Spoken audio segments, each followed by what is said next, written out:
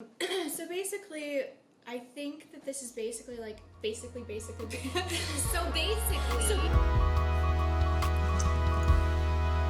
Gaia and Sara save the world. It's happening. Okay. Okay. So are we starting? Let's start. Okay, so we're starting with the topic of consistency and effort and discipline Versus, quick fixes. which is better? It's a quiz. I really can't tell. So I guess we should probably outline like what we're talking about. Yeah, in more so we detail. came here today to yell about how people are addicted to having quick fixes for their problems versus actually putting in the work. Putting in the work to make long-term changes instead of just a temporary Band-Aid solution. Yeah, I think this comes down to humans are just like lazy, just kind of like lazy pieces of shit. I'm sorry, but it's true. Like, Yeah. the eternal laziness of like, well, here is this problem that's presented itself to me or that I have created myself. I could put the time and effort and consistency into fixing it in a way that I know will work, or I can look for a quick fix. So, Yeah, I think it comes down to humans are working with like a really shitty monkey brain and trying to accomplish a lot and we're in a very limited biology that doesn't serve us the way that we need it to. So you literally have to kind of hack past that. And the only way to truly hack yourself is with consistency and discipline. And quick fixes are never going to work. But because of the nature of the way our brains work, a quick fix is always going to actually be way more appealing. and of course it's appealing because if something is easy and handed to you and would just magically solve your problems, I'm pretty sure everyone would choose that. But the problem is we're having all these concepts or products marketed towards us that are supposed to be like the easy way around solving your problems. Do you want to have abs by tomorrow? Do you want to lose 400 pounds by the morning? Get some flat tummy beverage. Are we allowed to talk about brands and Get products? some generic product of tea leaves. Similar to what you may have heard of as a not so extended stomach brew. Stomach brew. That sounds really gross. Hate it. Like all these things, like these Hollywood diets that come out that are like the cookie diet. And Yeah. just, it's so fucking stupid. Basically, any type of diet that's marketed as a diet is a fucking lie. Yeah, like, I don't know. I feel like there are some diets where it's like, it's more centralized around like, oh, incorporate more of this or do less of this, and that can be okay depending on what it is. But these like, there's usually like at least like 3 a year that come out that's like, here, try this thing and watch miraculous results appear. And that's just not how the human body even works. At all. I mean, you know a lot more about this. True. Miraculous results don't happen. It's just not a real thing, especially when it comes to like fitness and dieting. It's gonna take time. It takes even longer than you expect it to take, but the reality of stuff like that is you're not gonna wake up one day and be like, wow, the thing I did yesterday made a huge dramatic effect. It's gonna take years, multiple years a lot of the time, and then you'll wake up one day and be like, oh. Yeah, and there's like the upkeep associated with it even when you get the results, but everyone is just looking to just snap their fingers and have their problem solved, whether it's, you know, physical things like a diet or like weight related issues or emotional issues, job related issues, relationship issues. Like everyone's looking for like this quick fix instead of actually putting in the long-term work. And the only way that you can even reach long-term grounded goals that are drastically different from how you are living right now is consistency and structure. Yes. Like you're never gonna stumble upon something that's just gonna magically make it happen easy for you, because what honestly is easy in life? Right. You have to really slowly chip away at anything you're trying to accomplish. Mm-hmm. Little by little, even if... Hello? I was on a roll! Oh my god. Okay, what were you saying? Let's, anything that you are trying to accomplish, you have to slowly chip away at, even if it's introducing a 5-minute new habit into your day. You know, starting really small and introducing new habits is the way to make bigger changes. There's no such thing as a quick fix for anything. And what we have been discussing is just almost an epidemic of wanting quick fixes for things. I think it's because we're on the internet all the time, constantly inundated with advertisements which are solving just normal problems that everybody has. Like, I want my body to look a certain way, I want to feel a certain way, I want my mental health to be perfect, I want to be a wonderfully well-rounded, educated, developed person, and I want all of this overnight. Yeah, like, I want to understand, and I guess I can understand because when I was younger, I was like, man, I just want these quick fixes. But now that I'm older, I'm realizing that there's so much work behind it, and that you have to accept that. And I guess the bigger the goal, or the more different that it is from what you currently have or are doing, okay, let me try to word this better. If you are trying to break a personal habit, whether it's a physical thing or a mental thing, the longer that you have participated in this habit that is harmful for you, the harder it's going to be to actually break it, because of like the neuropathways that you have. Or is it just neuropaths? Neuropathways. I think it's neuropathways. Neuropathways. We know what we're talking about. You know, brain shit. Brain shit. The neuropathways in your head, they're deeper and deeper and deeper the longer that you have done something over and over, because repetition is what creates that. Right. So when you're introducing something new, you're creating new neuropathways, and it is harder. Even when the option is, or the information has presented itself to you, it is harder to choose that because your brain is literally used to doing the same thing over and over, and whether it's toxic or not, that becomes your comfort zone. 100%. So it's literally like God, I say literally so much. Literally. It's like breaking an addiction. Yes. And it's like almost like tiny little micro addictions to everything that sets up the structure of your life. And it's really difficult to break free of those things. And it's so easy to fall into the trap of there's a magic pill for everything. There's a magic solution for everything. So I think coming to terms with the fact that everything is just going to take hard work, everything is going to take dedication, everything is going to take a commitment and a daily consistency, which is like no one's favorite answer. And you know what? Everyone has got the fucking encyclopedia of excuses they can pull out of their asses at any point in time that's unique to them.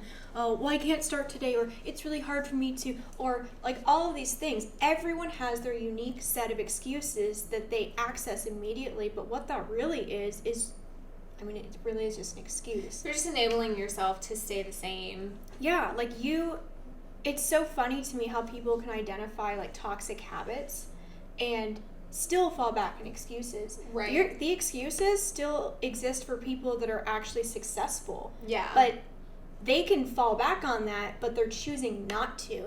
And I guess it's like being self-aware to outline like what are your bullshit go-to excuses for why you don't change, and do you want to evolve or do you want to stay doing the same thing? Like I saw this like quote on Twitter a couple weeks ago it said evolve or repeat. Mm-hmm. And that's so basic, but that like really hit me hard because that really is as simple as everything really is. Totally. If you are unsatisfied with anything, repeating the same actions or the same course or whatever is going to guarantee the exact same results.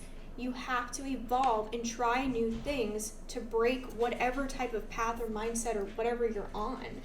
Yeah, if you aren't making a dedicated effort to break up these habits and change the things that are keeping you complacent and keeping you stuck where you don't want to be stuck, it doesn't change. And it is not easy. And nothing great and nothing worth doing is easy. It just isn't. Which sucks. Yeah. But I have to call myself out on my bullshit all day, every day. I've created a constant practice of calling myself out on my bullshit.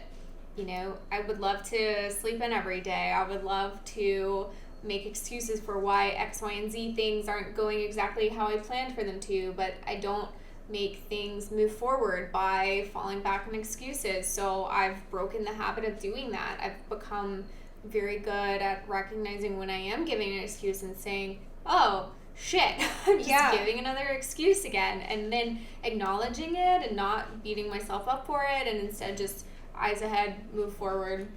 And I think part of that is that people are fucking waiting for something to be convenient.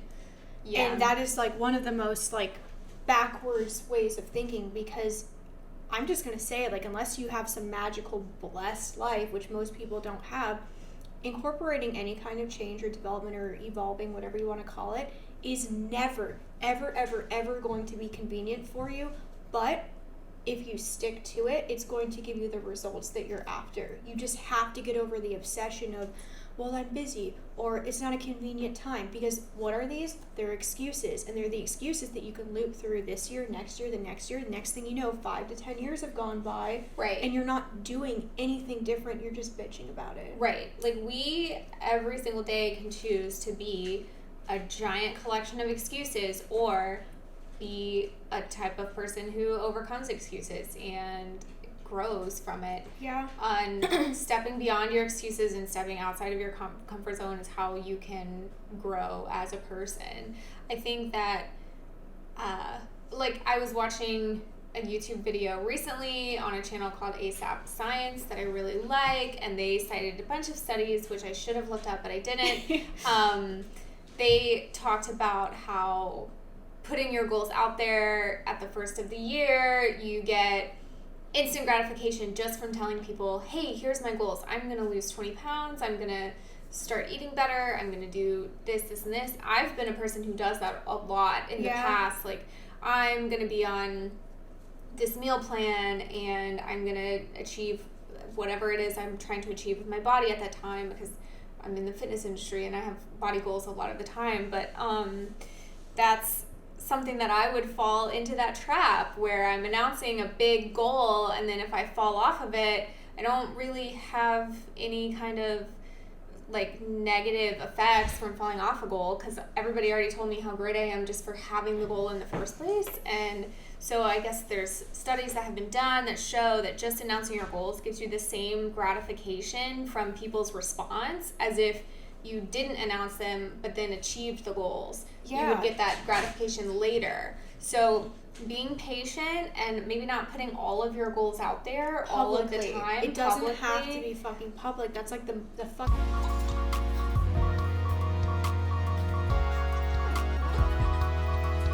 Yeah, so now that we've complained a lot. As always. So we basically have outlined what is wrong with quick fixes and why people fall into them and how they actually are not productive at all. So now we want to, offer some advice to not go down that path and how to not fall into the trap of quick fixes. Right.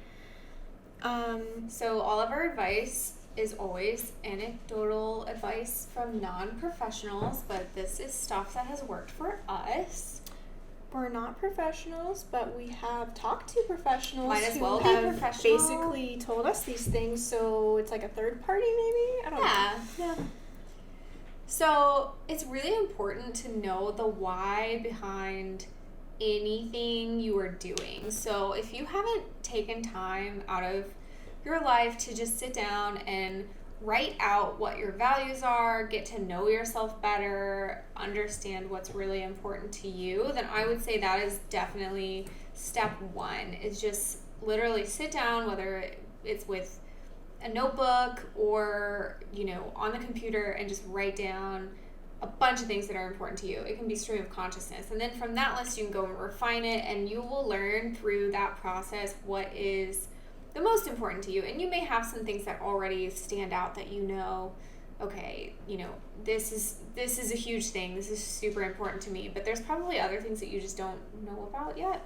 Yeah, I just don't feel like most people actually have the level of self-awareness that they believe that they have. I know I didn't for a long time. Honestly, like, I would say through like 90% of my 20s, I thought that I was the most self-aware person, and I really wasn't. Right. So I think becoming more self-aware will open the door to understanding, or at least creating, your values, because usually when most people are asked about what their values are, they cannot answer. Like, I've asked people, I'm like, so what's most important to you? Like, what are your morals? What are your values? And they're like honesty. And then I'm like, do you feel like you practice like honesty in your life, and there's like transparency, and you don't just bend things for certain situations? And then and most people just don't actually know what their values are. So starting with that, what are your values? And then maybe looking at, do my actions reflect my values? Right. And if they don't, that's how we can kind of hone in on the things that we need to start changing and the new habits that we need to start building. So know what your values are. From your values, know the why behind any changes you want to make. So if, say, honesty is one of your huge core values, but you find that maybe you don't lie all the time, but you tell like little white lies. I know that's a big thing that a lot of people do, and it's totally normalized. Information. Or omitting the truth. Just as an example, slowly start building habits, call yourself on your excuses, and changing that behavior. Yeah.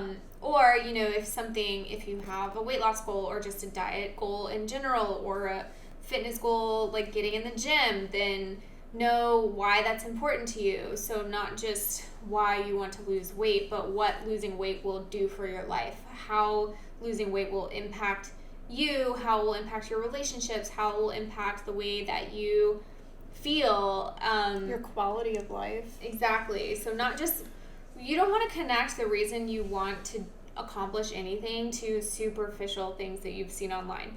You don't want to lose 10 pounds just because you saw online that people who are 10 pounds lighter than you have a better body than you. Like, that's never a good reason. You have to really make a deeper connection before you make any kind of big change, because otherwise, whether it lasts you for one day or lasts you for a week or even several months, it's not going to be something that is going to be a dramatic long-term life change if it doesn't actually align with your core values. I think that kind of goes into the next point about once you know what your core values are, like, everything should be serving like your core values, your morals, your authentic self. A lot of people do things and they think that it's because they're passionate about it or it's what matters to them, but really what it is nurturing their ego. Right. If you're doing something because you want a congratulatory response for what you've done, maybe you're not doing it for the right reasons. And there's nothing wrong with that necessarily, unless it starts becoming your only motivator for things. Yeah, like, there's nothing wrong with wanting positive feedback, with wanting to feel wanted, anything like that. But you really have to look at, like, what do these things actually matter? Like, what does it matter if you are wanted or desired by X amount of people? How is this actually serving you anything of any depth? Right. Because it's not. Right. And that's where ego becomes such a destructive thing in our lives, because we act out of ego instead of our values, and then we wonder why we end up in, like, situations that we're not happy in. Right. Or if you've built an entire self, an entire person, if you've made all these life changes and at the end it was all for superficial reasons, if it was for instant gratification, if it was for the reward that you get from attention online or even just from your peers in real life, but it didn't actually connect with what's really important to you, then you're going to end up in a really bad spot. Like, what's more important to you, your goals or validation from people that honestly probably don't even know you on a full level? Things to think about. Another thing is, just don't buy anything that promises a quick and easy solution. It's absolutely bullshit. I don't know if we can we mention specific brands or not? I have no idea. But I think you probably know what brands we're talking about. There's a huge industry that preys upon people's insecurities, preys upon what is generally known to be things that people are dissatisfied with, and promises answers to problems that actually take a lot of hard work and a lot of time and a huge investment to change. So if you feel yourself drawn to these products, don't buy them. Especially don't buy them on a whim, on an impulse. And if there is something that you're like, maybe there's something to this, maybe this is actually really helpful, do your research first. Because there are some things out there that could be really, really helpful, but if it's promising something that sounds too good to be true, it probably is too good to be true. Seriously, like 99.99999% of the time, if something is promising something that's easy, it's not real. Right. It's just not. What else do we have? Things to like reflect upon, like when you're becoming more self-aware in your day-to-day life. Ask yourself if you are trying to cut corners. Are you making excuses? Anything that would prolong your previous behavior that you're trying to get away from? Right. Because as we just discussed, this whole thing is about cutting corners. Cutting corners does not actually lead to success in long-term goals. And then introducing new habits. You definitely want to introduce new habits slowly, which, again, going back to what we initially said, if you've gone through this process of getting to know yourself and getting to know your values better, it should be fairly simple to introduce things very slowly, because you won't be listening to what Instagram is telling you to be like. You'll be listening to what you need to be like and who you want to be, and then selectively choosing new habits to introduce. You don't want to overwhelm yourself with new habits, because any kind of failure you get from that will feel pretty dramatic, and it would be better to set yourself up for success. There's a monster in the floor. Wow. I feel like it's important to add that if social media is one of those things that sucks you back into whatever your pattern, whatever your thing is that you're trying to get away from or break, whether it's superficial things, temptation, whatever the thing is, if social media is one of those things that brings it out, stop getting Delete on that social shit. media. I'm serious. Like, the world is not going to end if you log out of Instagram for 3 weeks. I promise you, when you log back in, it's going to be the same flow of shit in your newsfeed. It's not your newsfeed on Instagram, is it? Whatever that shit is. Whatever it is. Yeah, I have personal rules for myself. Like, if I'm on a vacation, when it's kind of more tempting than ever to be posting on social media, here's what I'm doing. I take it off my phone while I'm on vacation. Yeah. I'll still take photos. I will post them later when I get back, but I'm not going to spend my entire time in some beautiful new place on my phone and sucked into how many likes I'm getting on my photos. So that's just a personal rule. That's something that works for me. And I always find that after I do any kind of extended detox, because I'm traveling, when I come back, that pull to click on that app on my phone is just gone. And the reward I get from scrolling through things, I'm like, wow, I cannot believe how much time I've spent doing this. Yeah, you haven't missed anything that actually matters. No, nothing. You realize nothing mattered, and anything that you felt like you should urgently post, like, oh, this is going to be a great post, it can always wait. Yeah, because what that feeling is seeking instant gratification. Right. And we're going to talk more about social media for sure on another episode, because there are layers upon layers to it.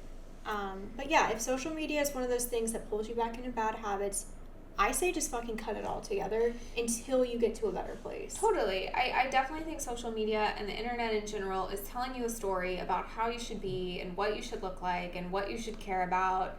And I mean, this podcast included, you know? Yeah. If this podcast is telling you a story about yourself that doesn't work for you, listen to a different podcast, you know? Look at a different social media, or look at no social media, you know? Just... I vote no social media. I feel like that's the best way to be more, like, tethered to reality. 100%. Keep it to a minimum, or keep it to one, like, from 12 to 1, I'm allowed to look at social media. An hour is plenty of time to get caught up with everybody you care about and then be done with it. Yep. So there, we solved that. That is solved. We solved There one you go. problem so far, and over the course of this entire podcast, we'll be solving every problem. Every problem in the world. So stay tuned. We have decided that we kind of want to end at least some episodes on like a lighter note. So with that being said, we are of the generation where MySpace was the most important thing to us in our teenage years. So what we're going to do is a MySpace survey. Yep. And if you are not of the generation where this was like at its peak, MySpace surveys were things that we posted to a bulletin board that was publicly viewable with our answers. We all did surveys, and honestly, I miss it. Same. So we pulled up a pretty basic one, and we're going to start it now. Okay, let's start here. Yes. Okay, how old are you? Hi, I am 29. I'm turning 30 very soon. I am 30. Great. Cool. Is this like, what is Does that? this mean sexual orientation, or does it mean like what direction am I facing? Man, like these were like really a part of it. Do you want us, what should we skip to? Do you have a crush on everyone? Yes, on every woman. Yeah. I have a crush on all women. Yes. Okay, what country do you live in? Well, we live in the good old United States of America. For now. What a joke. Summer or winter? Summer for sure, because I turn into a like depressed, hibernated, like freak person in the winter. So summer, absolutely. Same. I want to be hot and in the sun all the time. I hate the winter. I'm a Scrooge. Yeah, basically. How many languages do you know? This is where I'm so disappointed in myself, because when I was in school, I took fucking Latin. Wow, what thought went into that? So basically, I guess 2, but really 1, because no one speaks Latin. So No. I only speak English. My fiance speaks Japanese, and I am so shitty that I didn't even believe him. Oh my god, no you don't. That's impossible. So it just shows my broad scope of reality. God. How many tattoos do you have? I think that's what that means. I have... Yeah, you have a lot more. I have 8 tattoos. I like how you're counting like by... I counted physically on my body. Only 8? I thought you had more. I have 8, but they're all giant. Oh, okay. Well, I have 4, but I feel like I have 2 because I'm having 2 removed, and wow, that's a process. How many pets? What are their names? I have 4 pets. I have 3 dogs, Phoenix, Marnie, and Fenrir, and I have 1 cat named Genji. Who's really loud. He's a real loud boy. I don't have any pets anymore.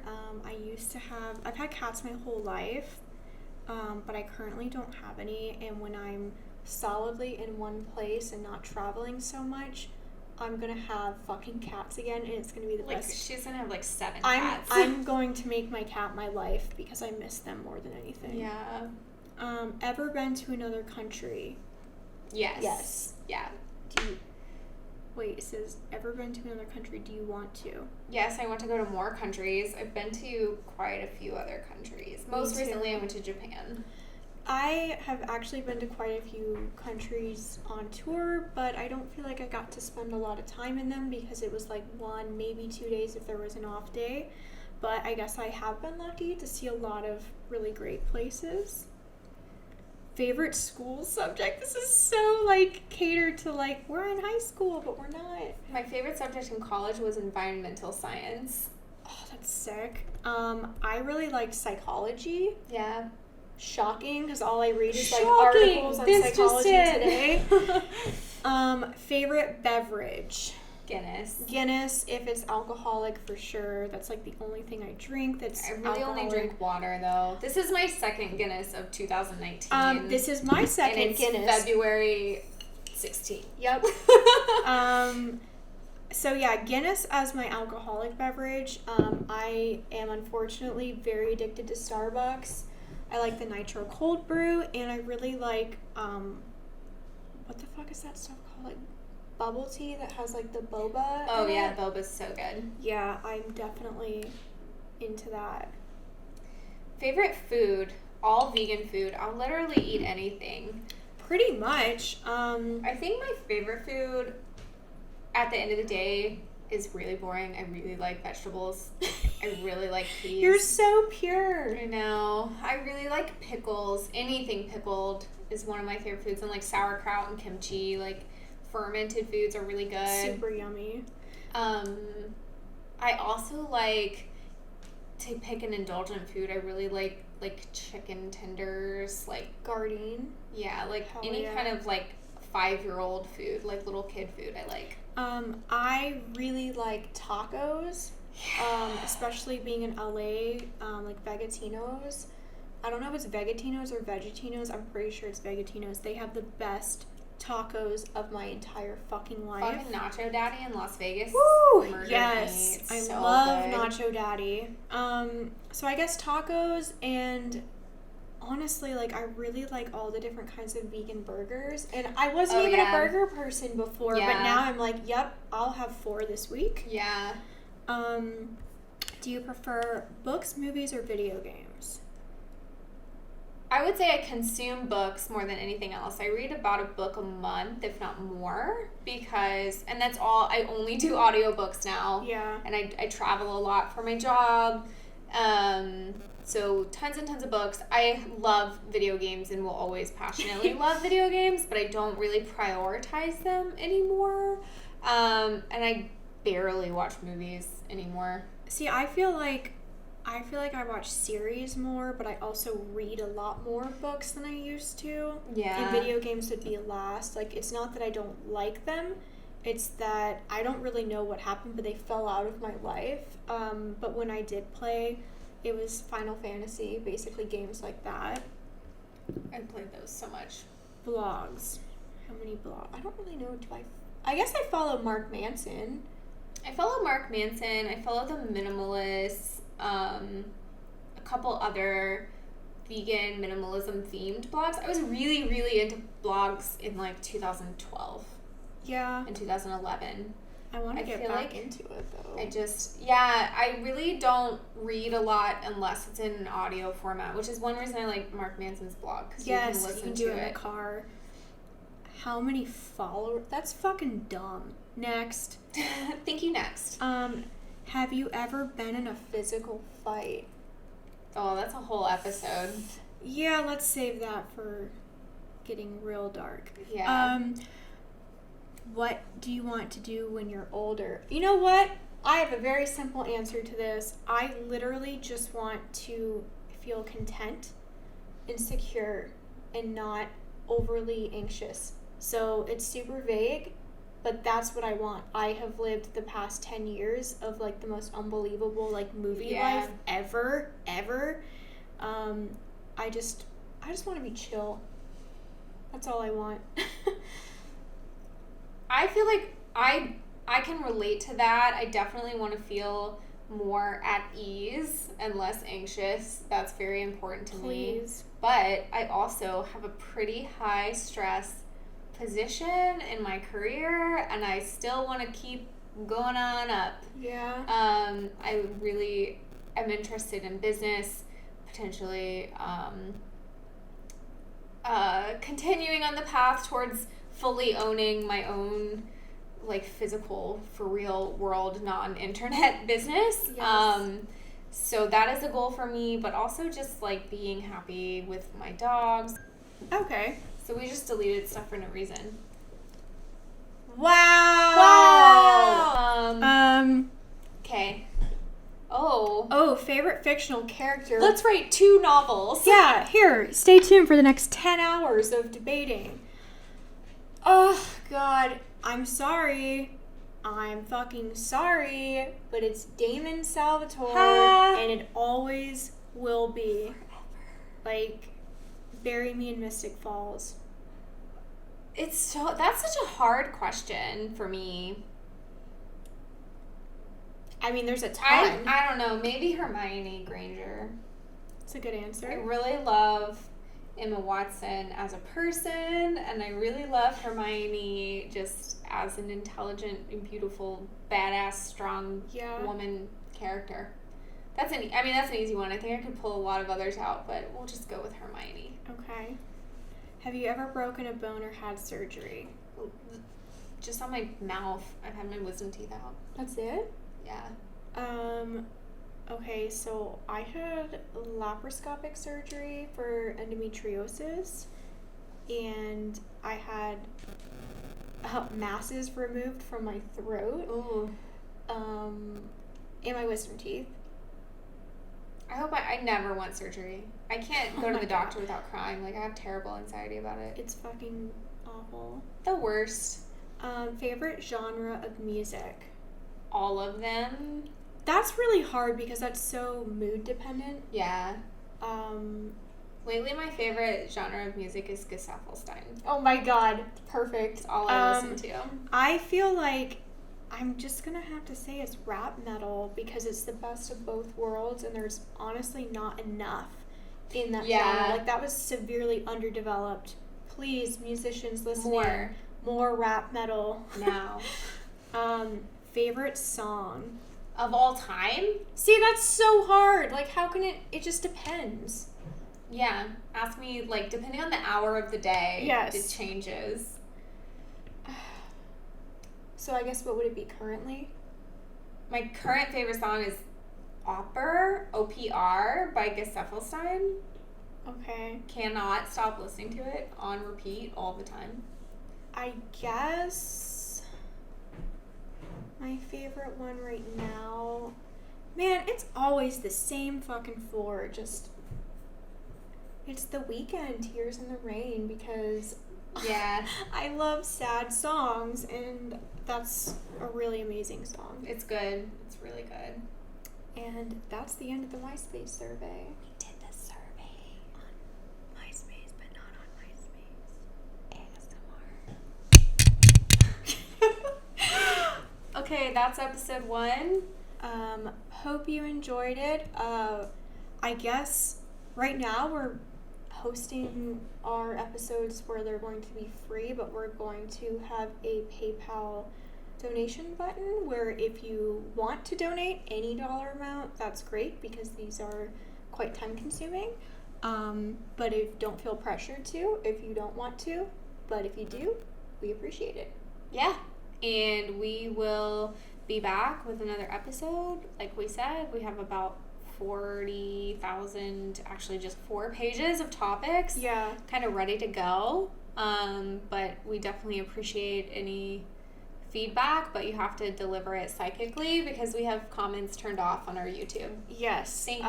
We're not going to do the YouTube comment section, so please tap into Universal Consciousness and send it to us. Thank you. Bye. Bye.